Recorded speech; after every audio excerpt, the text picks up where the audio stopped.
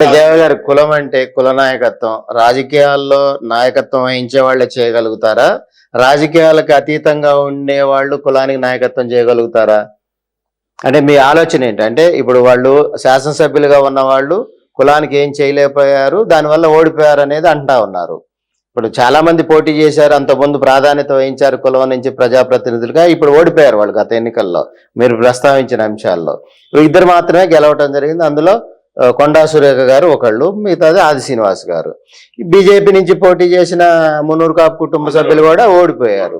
ఇప్పుడు కులం వైపు నుంచి బాధ్యత వహిస్తూ నాయకత్వం వహిస్తున్న మీరు కదా ఈ సమస్యల మీద పోరాడాల్సిన అంశం. వాళ్ళు ఒక పార్టీలో ఉన్నారు, బీజేపీలో ఉన్నారా, కాంగ్రెస్ లో ఉన్నారా, బీఆర్ఎస్ లో ఉన్నవాడా? ఇప్పుడు బీఆర్ఎస్ లో ఉండి కులానికి నాయకత్వం వహించే వాళ్ళ దగ్గరికి కాంగ్రెస్ నాయకత్వం వెళ్ళదు కదా. ఇప్పుడు ఎంత స్ట్రాటజికల్ అపెక్స్ కమిటీ చేసుకున్నా ఇప్పుడు బీఆర్ఎస్ నాయకత్వం దగ్గరికి కాంగ్రెస్ వెళ్ళదు, కాంగ్రెస్ నాయకత్వం దగ్గరికి బీజేపీ వెళ్ళి పోరాడదు. వాళ్ళంతా రాజకీయ పార్టీలో ఉన్న రాజకీయ నాయకులు, రాజకీయ పార్టీ కార్యకర్తలు. వాళ్ళు సామాజిక స్పృహతో నాయకత్వం వహించే నాయకత్వం అవదది. ఈరోజు ఏబిసిడి వర్గీకరణ సంబంధించి మందాకృష్ణ మాదిగ గారు రిజర్వేషన్ సంబంధించి పోరాటం చేస్తున్నారు. అంటే గత 30 సంవత్సరాల నుంచి అంశాల వారీగా ఆయా రాజకీయ పార్టీలతో డిమాండ్ పెడతా ఉన్నారు, దానికి సంబంధించి పోరాడుతూ ఉన్నారు.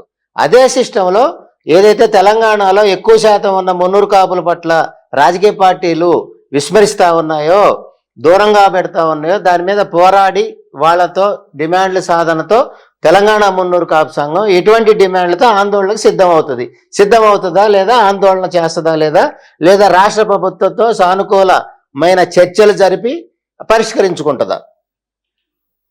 ఎందుకంటే తెలంగాణ విడిపోయిన తర్వాత రాజకీయాల్లో ఉన్న వాళ్ళు వాళ్ళ పార్టీ బలం కోసము కులంలో బాధ్యత బరువు మోసినప్పుడు, ఏదైతే పార్టీ బాధ్యత మోసినప్పుడు ఎట్లా ఉంటదంటే, పార్టీ అనేది ఒక దిక్కు, కులం అనేది రెండు ఉంటాయి. ఇక్కడ ఒక దిక్కు కులం బాధ్యత వేయాలా, ఒక దిక్కు పార్టీ బాధ్యత వేయాలా.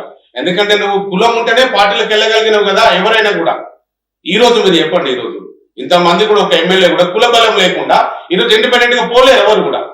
కుల బలం తర్వాతనే బీసీలైనా, ఎస్సీలైనా, ఎస్టీలైనా, మైనార్టీలైనా కూడా అరే వాడు కులంలో ఒక ఐడెంటిఫై అయ్యిండు, వాళ్ళకి బాగా చేస్తుండే, వాళ్ళ కులంలో ఒక న్యాయం చేస్తుండంటేనే వాళ్ళకి న్యాయం జరుగుతుంది. రేపు ఎమ్మెల్యేలు అవుతారు, ఎంపీలు అవుతారు, రాజ్యసభ అవుతారు, మినిస్టర్లు అవుతారు.